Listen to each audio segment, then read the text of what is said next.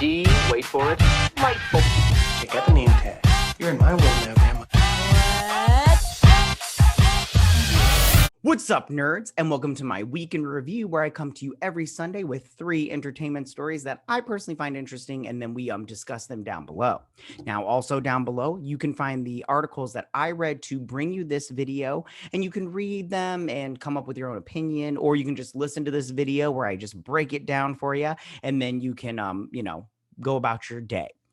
Before I get started, though, I do want to say that if you like what I do here and you enjoy independent content here on YouTube, please consider subscribing to my channel.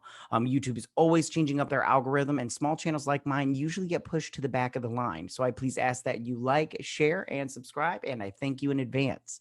So why don't we go ahead and get started? So for my first story of this week, I'm going to, they announced the director for the movie Blade. Now, they haven't announced when this movie is coming out. I thought it was coming out in 2022, but I don't even think they've started filming yet. Now, we haven't been introduced to vampires, but we did get to hear about them through the TVA in the TV series Loki's, but they haven't been introduced into the movies. Now, they have hired the director, and his name is Bassam Tariq.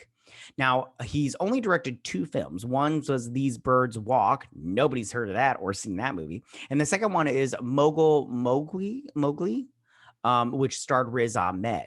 Now, some people did say they like that movie that I have talked to, but for the most part, people didn't like that movie. I've never seen that movie. Nobody's ever heard of this guy. Of course they haven't. They can pick a complete unknown. Now, I don't have anything against Bassam Tariq. I've never seen his movie, so I can't judge his work or his talent. But I just want to say that I'm not sure if this was the best choice, picking an unknown, and we will see how that works out for Shang-Chi, but I don't think it worked out for Captain Marvel. I just don't think that those 2 directors, that male and female team, I don't think that they did, and I don't think it did that great, and I don't think that it worked for Black Widow either. Now, both of those directors and those 2 directors for Captain Marvel, they were brought on because they were like, kind of like these indie kind of filmmakers and everything, and they were supposed to bring in their special touch during the intimate moments, and then the fight sequences. I think it was the Russo brothers. They let the cat out of the bag that, Marvel's got like a whole team that will film your fight sequences if you don't know how to film them. Like, they're all ready to go. They know what they're doing, kind of thing. And if you're a director, like for instance, Bassam Tariq, and you don't feel comfortable directing them, the second unit will just direct those fight sequences for you. So, and I personally don't think that Captain Marvel or Black Widow, that the intimate moments were all that like great. Like, I was just like, all right, I mean, like, they're all right, but like nothing, to write home to mom about. So that's my whole thought on this. They're getting this director to, I think they're just filling a check mark, and that's just a bummer. But at the same time, like I said, I've never seen his work, so he could be really good. And I feel like Riz Ahmed kind of probably talked him into it and everything. But I do hope this movie is good. I like Blade, the character. I think that it's an interesting story, and it'll introduce vampires into the Marvel Cinematic Universe.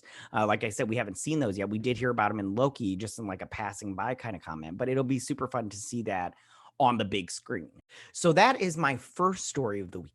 So for my second story of the week, earlier this week on Monday, they released the short list for Batgirl and who they wanted to cast as Batgirl, aka Barbara Gordon. Sorry, I have a little something stuck in my throat.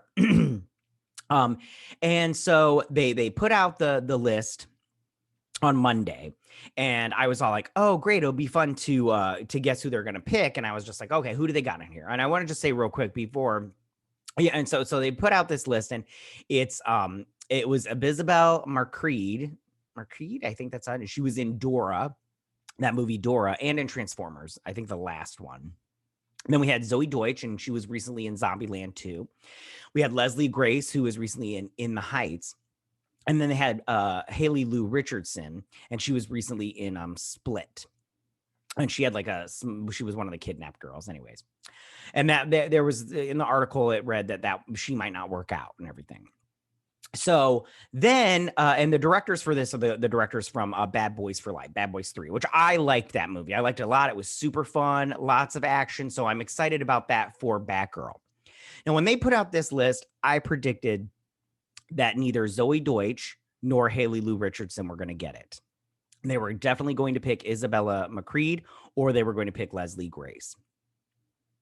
And I was right. They picked Leslie Grace. And I disagree with it because I think out of this, they didn't pick the most talented actress on this list. I think that Zoe Deutsch was the best choice because she's the best actress.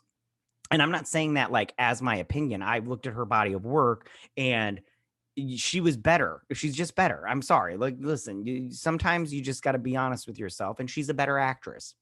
Now, does that mean Leslie Grace won't do a good job? No, but they're just checking a box. It's tokenism, and we just need to admit that. And it's fine. And but at the same time, it's not really fine. So, who is Barbara Gordon? Well, she's the daughter of Commissioner Gordon. And she's also a computer tech savvy, which is great because she eventually becomes Oracle. She won't be in this movie, I bet, but she becomes Oracle. And yeah, all that good stuff. She's very cool. So she's Batgirl, and she becomes Batgirl on her own without getting any help from Bruce Wayne. And then eventually she does get help from him or whatnot. The biggest problem with this is the fact that it's being written by Christina Hodson. I think Christina Hodson is a terrible writer. She is just horrible. She wrote that Bumblebee movie, which was okay, but the best part about that movie is the first like 3 minutes, and then the rest of it is like mediocre at best. And then she also wrote Birds of Prey, which I think is not that good. It is not good at all. So I have no, and she's apparently written the Flash movie, but I guess there's so many rewrites that it's like, is her work still in there? But she's just a horrible writer, and I don't see why DC and Warner Brothers keeps giving her work. She's just not good. This does mean that they are going to hire a new James Gordon. They're going to hire a different director to be James Gordon. And I mean, I'm fine with that. And then also this will be on HBO Max. This is not going to theaters. This is just going to be an HBO Max exclusive, and everything. So, and then also there is, Michael Keaton is supposed to be in it. Like that's the rumor that he might be in it. Now, this is not the first time that we've seen Batgirl on live action screen. Yvonne Craig played her in the 60s. We've seen,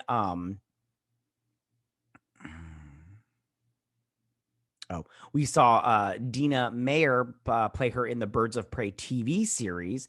Alicia Silverstone played her in Batman and Robin. Gina Malone played her in Batman versus Superman, but that's just in the ultimate cut, not in the theatrical cut. And then recently, Savannah Welch will be playing her in Titan Season 3, but she's going to be playing Barbara Gordon, more of the Oracle, because she's in her wheelchair. Now, let's get back to Leslie Grace. So Leslie Grace is recently, like I said, in the Heights. Now, she was okay in that movie. I don't know. I don't really care for that movie. It was like very meh to me. Like I got done watching it and I was like, okay. But I think that has more to do with Lin-Manuel Miranda's, writing and everything than it does her acting. But I don't think that I think this was a bad choice, in my opinion. Now, I'm not mad. Like I said, I'm not mad about it. But I do think that it's tokenism. They picked her just because she was, a woman of color. They did not pick her because of her talent. I don't, because if they picked the best person for the job, it would have been Zoe Deutsch. I'm sorry. She's the best one on that list. That's a fact. It's just fact. I'm sorry.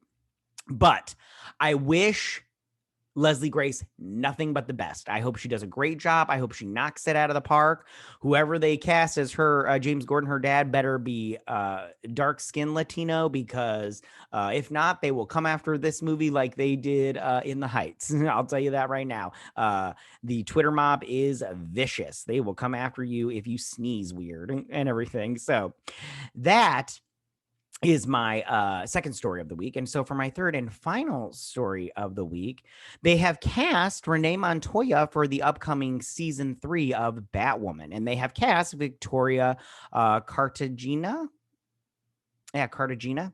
Now, the fun thing about this is Victoria Cartagena has played Renee Montoya before. She played her in the TV series Gotham for Fox, which is very cool. I think she was only in season 1 and 2, but she played her then. And I think they've said that there's no connection between the two shows. It's not a sync up with the shows. There's no connection between the shows. It's just they hired the same actress to play the exact same part. So it'll be not only interesting to see how she plays off this character. Now, I have to be honest with you, Batwoman sucks. This show is awful. It's got awful. The ratings prove it. Nobody's watching this show, and the people that are watching it, I'm pretty sure they hate it too. But this show, because it's awful. It's so awful. The writing is horrendous. Now, Cartagena's Montoya is a former GCPD officer who left the force when she could no longer stomach the corruption inside the department. She now runs the Freaks division, which hasn't seen a lot of action until now. And then it says righteous and problematic and LGBTQ plus. She's a woman with a very personal and mysterious mission to help clean the streets of Gotham in the right way by whatever means necessary. Now, of course, in the comic books, Renee Montoya is a lesbian in the comic books, and she was recently portrayed by I cannot think of her name, and I didn't write it down like a big idiot. In Birds of Prey. She was recently in Birds of Prey. Oh gosh, what is her name? It doesn't matter. Anyways, and that one was not that great of a portrayal either. I don't think this is going to be that great. I think that they're just, I mean, they're adding another lesbian to the mix and everything, and I just go, okay, but like you're trying to represent. I mean, we're already representing everything. It's yeah, of course they did. They're just throwing darts. They're at the wall and seeing what sticks. That's all they're doing with this show. It's good for Victoria Cartagena. I wish her nothing but the best, but this show sucks and nothing. It's going to get canceled after season 3. Nothing's going to save that. The ratings are horrible. They can't even get 500,000 people to watch this show. So, I mean, yeah, it's just going downhill. So, I mean, but yeah. So those are my 3 stories of this week. Tell me, what do you guys think about them? How do you feel about them hiring Bassam Tariq to direct the Blade movie starring Mahershala Ali?